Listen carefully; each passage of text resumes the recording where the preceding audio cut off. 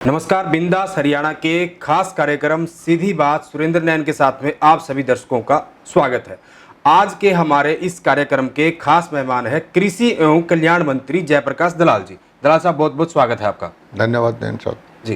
दलाल साहब, सीएम साहब ने सारी की सारी उपलब्धियां भी बताई और ये भी दावा किया कि 2024 तक हम किसी को बेरोजगार नहीं रहने देंगे।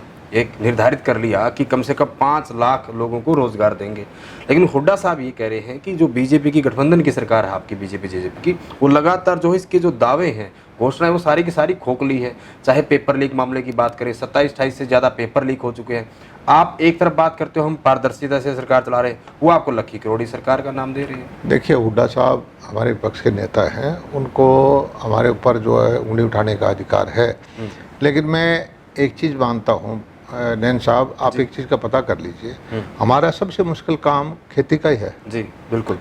सबसे कमजोर इलाका मेरा है दक्षिण हरियाणा। लोहारू का, बारडा का, महेंद्रगढ़ का, पानी का अभाव और कृषि सारी की सारी पानी के ऊपर। वहाँ पर हर गांव में 200 मजदूर बिहार से, राजस्थान से, उत्तर प्रदेश से आते हैं। जो कपास की चुगाई होती तो 12 रुपये 10-12 रुपये किलो का चुगाई का रेट है। हमारे यहाँ काम करने के लिए आदमी नहीं है। वहाँ जो गेहूं कटाई की सारी मशीनें सारी पंजाब से आती हैं। हमारे यहाँ सरसों निकालने का भी ठेका है जी। ये काम हमारे यहाँ दूसरे प्रदेशों से लोग आते हैं। एक तो मानना पड़ेगा कि हमारे यहाँ बेरोजगार तो नहीं कह सकते, ये जरूर है कि किसी को व्हाइट कॉलर जॉब चाहिए, सरकारी नौकरी चाहिए, 50,000 की चाहिए, उसको नहीं मिलती, लेकिन काम तो मिलता है। हमारी सारी फैक्ट्रियाँ देख लीजिए, गुड़गांव में, फरीदाबाद में, सोनीपत में बड़े बड़े उद्योग हैं। 70-80% पर जो बाहर के हैं। अब मैं अपने विभाग की बात बताता हूँ आपको जी। मैंने मछली पालन जो है खारे पानी का, हरियाणा में 1-1.5 लाख एकड़ जमीन ऐसी है जिसमें खारा पानी है जी। बरसात हो जाती है तो फसल हो जाती है, एक फसल होगी बाकी खत्म। खारे पानी में झींगा पालन के लिए इस साल आप जाके देख के आओ, आपके ट्यूब पे देखना, 150 से ज़्यादा फार्म सरसा जिले में लगे हैं। वहाँ काफ़ी उससे इस एक साल में। मेरा क्षेत्र है सबसे कमज़ोर है, शिवानी और बहल के बीच में खारे पानी के हैं। मिट्टी, मोरका, मतानी, झुप्पा, गेंडाबास, ये गांव हैं। झुप्पा तो 50 फार्म बढ़ गए। एक फार्मर का 2.5 एकड़ का तालाब खोद के, अब हमारी ज़मीन तो रेतली है, उसमें पॉलीथीन लगा के और उसमें एक वो आपको चाहिए खारे पानी का ट्यूबवेल, पानी डाल दे। एक वो उसमें 8-10 एरेटर लगाने होते हैं जो हवा फेंकते रहे पानी में, मूवमेंट करते रहते हैं बस। और उसमें आपने बीज डालना है, खाद डालना है। 4 महीने के अंदर 25 से 30 लाख रुपए की मच्छी झींगा बिकी है। 400, 350, 450, 450 रुपये किलो तक। ऐसा धंधा कौन सा? लागत क्या आई जी? 18 लाख 19 लाख रुपए। तालाब खोदना, पॉलीथीन लगाना, एरेटर लगाना, जनरेटर लगाना, बीज लेके आना, खुराक। 7-8 लाख रुपए की हम सब्सिडी देते हैं। नहीं सर, ये अच्छी बात है। और जो सरकार की अच्छी परियोजनाएं हैं, 10 लाख की लागत उनको अपनाते भी हैं। हाँ, जो आपकी अच्छी मशरूम का बता रहा हूँ मैं, बागवानी का बता रहा हूँ, पिगरी का बता रहा हूँ। और अब लोग जो बच्चे जो है ना, जो 8-8, 10-10 हज़ार की नौकरी, उनको समझा रहा हूँ। अफसरों को मैंने गाँव में भेजा है और वहाँ उनको कहा है अधिकारियों को, एक भी फार्म अगर फेल होगा तो मैं तुम्हारी एशियर खराब कर दूंगा जी। घाटा नहीं होना चाहिए।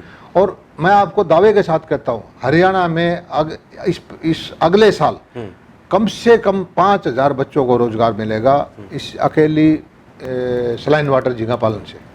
बस चुखारे पानी में झींगा पालन। नहीं, अच्छी बात है। अगर आप अधिकारियों को सदाई करते हैं और एक फार्म पे 2.5 एकड़ की खारे पानी, 2.5 एकड़ की जमीन में कितना कमा सकता है किसान? कोई भी हो, जोर लगा के लाख रुपए, 1.5 लाख।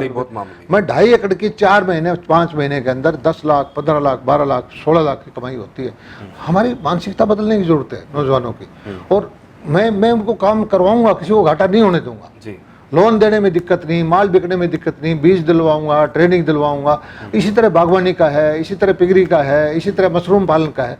हमें जब तक थोड़ा सा किसान की आमदनी बढ़ने के लिए जो दूसरे एंसेसरी काम है वो करने पड़ेंगे जी। अकेले आप गेहूं और धान की खेती करके आपको एक कहे कि भी दुगनी आमदनी कर दूं, आपके पास क्या जादू है? आपने कहा था सर दुगनी, किसानों ने कहा। हाँ, आपने कहा था कि दुगनी आय कर देंगे। हाँ, कर तो मैं लगा हुआ उस चीज में। मैं कहता, आप मुझे बताओ कि 2.5 एकड़ के फार्म में खारे पानी जमीन के अंदर 4 महीने के अंदर अगर 10 लाख रुपए बच जाए, उस 2.5 एकड़ में कभी 20,000 रुपए नहीं बचे, बिल्कुल तो 50 गुना होगी। 50 गुना होगी करना। बात यह है कि सोच को बदलना पड़ेगा, एंटरप्रेन्योर बनना पड़ेगा। रिस्क ठीक है कि बच्चों के पास, हमारे पास रिस्क टेकिंग कैपेबिलिटी नहीं है, डरते हैं और घर वाले भी साथ नहीं देते, सब चाहते हैं कि सिक्योरिटी हो जाए, सरकारी नौकरी मिल जाए।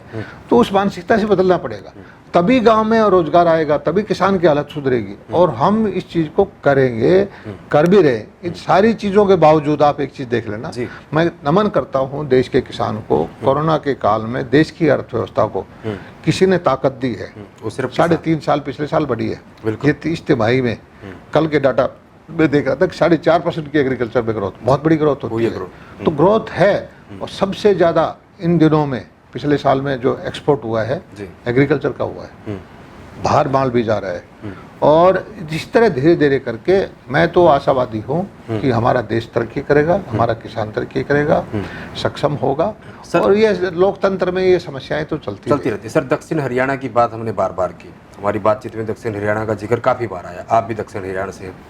जो पानी की कमी है, वैसे देखा जाए तो पूरे हरियाणा में है, लेकिन दक्षिण हरियाणा में खासकर हम भिवानी से लेकर महेंद्रगढ़, रेवाड़ी, ये पूरी बेल्ट जो है यहाँ पानी की कमी है।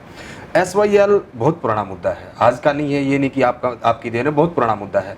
लेकिन इसमें देरी क्यों हो रही है? सुप्रीम कोर्ट जब आपके हक में फैसला सुना चुका है, वहाँ भी आपकी सरकार है केंद्र में, यहाँ भी आपकी सरकार है, क्यों नहीं इसको लागू करा पा रहे? क्योंकि अगर पानी आ जाता है तो और बेहतर होंगे किसान। बात सुनिए, आपने अच्छा किया, पानी की बात उठा दिया, SYL का मुद्दा उठा दिया।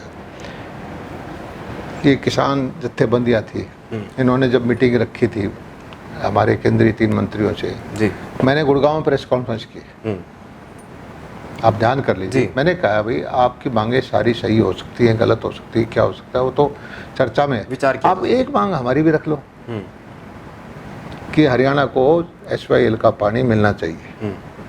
हमने सारे मंत्री होते हुए मैंने नहीं पूछा अपने नेतृत्व से वो नाराज है, खुश है, लेकिन मैं किसान हूं, मुझे पता है कि तरफ से बात कही गई थी सबसे पहले ये पंजाब के लोग जो आज साथ खड़े हैं, क्या वो पानी देने के मुद्दे तैयार हैं क्या? मुझे ये बताइए कि ये 40 जत्थेबंदियां, ये चीज हमारी मांग को लिखने को तैयार नहीं है, और ये किसान हितैषी बनने का ढोंग करते हैं। हमारी इतना भी नहीं कहते कि हरियाणा को पानी मिल जाए, और हरियाणा के किसान को बेवकूफ बना रहे हैं। कोई नेता यूपी से आ जाता है, कोई पंजाब से आ जाता है, हमें चाहते हैं कि हमारे पे गोलीबारी हो। हमारी पानी की मांग को, SYL की मांग को अपने मांग पत्र में जोड़ने को तैयार नहीं है। क्या हमारे को मूर्ख समझ रखा है? हमारे किसानों को बेवकूफ समझ रखा है? हमारे किसानों की समझ दिमाग काम नहीं करता क्या? क्यों नहीं पानी की मांग जोड़ते? और पानी रोक किसने रखा है? पंजाब ने रोक रखा है। कोई कांग्रेस के नेता किसान हितैषी बात करते हैं। राज्य सरकार बड़ी या केंद्र सरकार? देखिए बात, केंद्र सरकार ने, राज्य सरकार, सुप्रीम कोर्ट के फैसले को जो है वो लागू करवाना है। हाँ, वहाँ तो आपकी सरकार भी नहीं है। मेरी बात सुनिए, सुप्रीम कोर्ट ने ये कहा है कि पंजाब और हरियाणा मिलकर फैसला करें। सुप्रीम कोर्ट में हरियाणा ने बोल दिया कि पंजाब मानने को तैयार नहीं है, आप तो इम्प्लीमेंट करवाना है, आप इस फैसले को कोई एजेंसी को डायरेक्शन दे दें, कर दें तो ये काम शुरू हो। लेकिन मैं एक चीज कहता हूं, जो किसानों की सबसे बड़ी मांग रखने वाले लोग इकट्ठे हैं, कहते हैं कि हम किसानों का भला चाहते हैं। मुझे जो ये चीज हरियाणा के SYL की मांग को जोड़ने को तैयार नहीं, मांग मानी जाएगी ना हो जाएगी, कुछ चीज होगी, चर्चा में तो आए कि भाई ये हरियाणा के किसान की जीवन रेखा है, दक्षिण की नहीं उत्तर की भी है, पानी की समस्या है। तो इसी से स्पष्ट हो जाता है कि इनकी मंशा जो है किसान के हित की नहीं है, इनकी मंशा दूसरी है। जी बिल्कुल। तो ये थे कृषि एवं कल्याण मंत्री जयप्रकाश दलाल साहब, जिन्होंने बड़े खुले मन से किसानों के मुद्दे की बात करें, हरियाणा सरकार की बात करें, और तमाम वो इतनी सारी चीज़ें जो उपलब्धियां इन्होंने गिनवाई, और किसानों के लिए कैसे हित में काम करें, कृषि से अलग भी कुछ चीज़ें, कुछ बातें इन्होंने बताई, जिसमें जो बेरोजगार है उनको रोजगार मिलेगा, और कैसे किसानों की आय दोगुनी होने की तरफ ये प्रयासरत है। वो तमाम चीज़ें दलाल साहब ने हमारे साथ बड़े खुले मन से की।